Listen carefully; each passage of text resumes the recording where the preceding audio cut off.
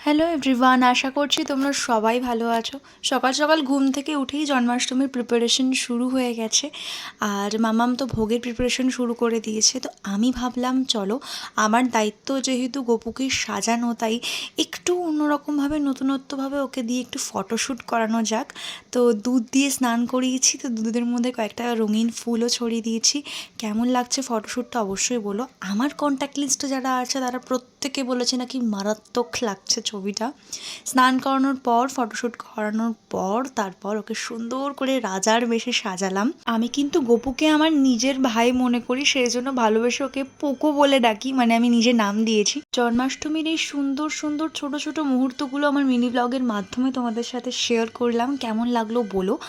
আর সেদিনকে আবার মামাম বাপির অ্যানিভার্সারিও ছিল, তো সুন্দর একটা ছোট্ট সেলিব্রেশন করেছি, সেটা আসছে নেক্সট পার্টে।